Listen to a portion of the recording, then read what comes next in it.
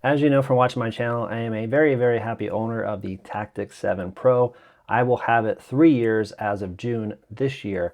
I've extensively used it. I sleep with it. I do everything with it.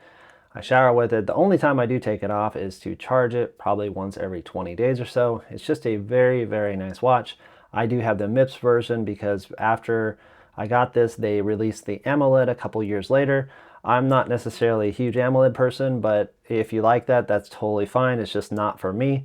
I'm going to talk about the Garmin Tactix 8 that's going to be released February 21st, if I remember correctly, just from a Tactix 7 user point of view.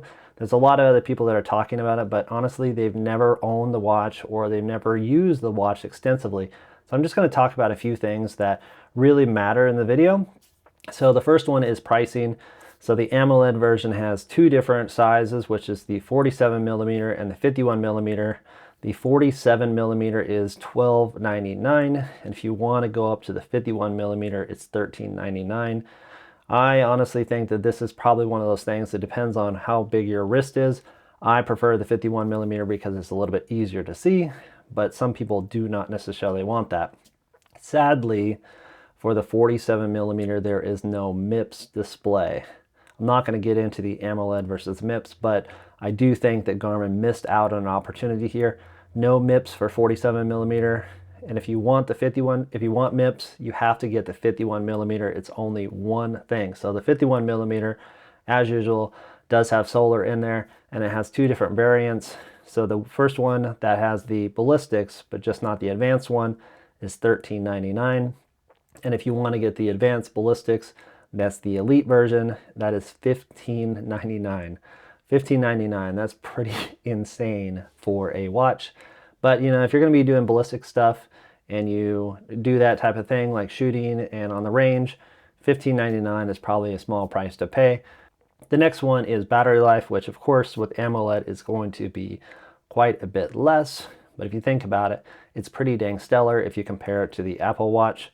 So for AMOLED, for the 47 millimeter, the battery life is 7 days for always on, and then 16 days for the gesture. And then if you want to do activities, it is up to 47 hours, which is pretty dang impressive for a 47 millimeter watch. For the 51 millimeter variant in AMOLED, you have 13 days of always on, 29 days for the gesture, and 84 hours of GPS activities, which I believe this is pretty good. It's pretty acceptable, 13 days for a 51 millimeter watch. It's really nice. So as I mentioned earlier on the pricing side, for the MIPS version, it only comes in one variant, which is the 51 millimeter. And this gets a whopping 48 days of battery life in the best case scenario. More than likely, you'll get pretty close to that because my experience has been pretty good. Of course, you know, it depends on what you have in the background, those type of things. And for GPS activities, 149 hours, which is pretty insane. It's really nice. If you're worried about battery life, the MIPS, of course, is really great. If you want the AMOLED because you want to see better inside, the 51 millimeter is the one to get. A couple of things I want to talk about that are new, buttons that are leak proof, but to be honest, I've never really had an issue with leak proof buttons. A couple new things that they have are diving. You can scuba in this and you can do different things. I don't think that this is probably a big deal for the majority of the people because if you're going to do scuba, you're going to have some advanced items and you might get the Garmin Descent as well because they have just some bigger buttons that are easier to push if you have the gloves on. The other thing that they're going to have is the speaker microphone that you can talk into. And the big one that I think some people online are always talking about as well. They do have the rucking activity. So the rucking activity, as of now, it's only on the Tactix 8.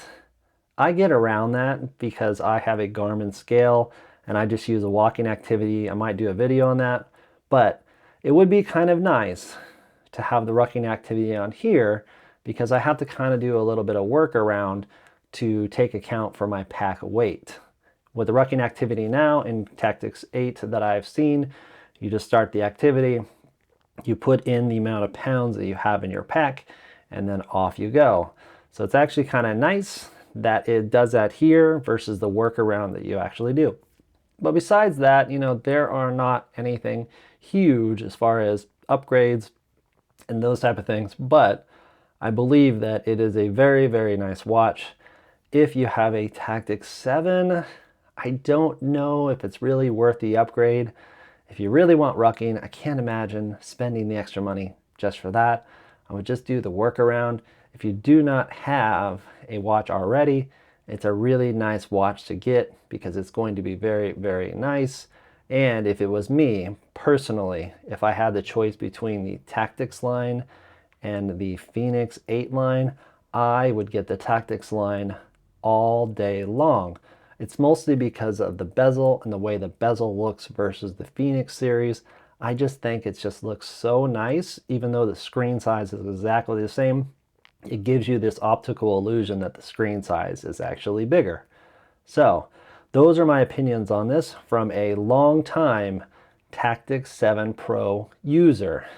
Well, if you have any questions, please let me know. If you're interested in this watch, let me know why, if you're going to get it, and when you do get it, let me know your experience with it. On my side, I'm still kind of on the fence if I'm going to get it or not. There's not really a whole lot of upgrades that I'm completely interested in, but it is really a very solid watch, and Garmin has really just done a little immediate step to kind of the future. So with that, let me know if you have any questions again, and if you have not already, please subscribe to my channel and give my video a like so I can get out to more of the community. Thanks again. Have a great weekend as well.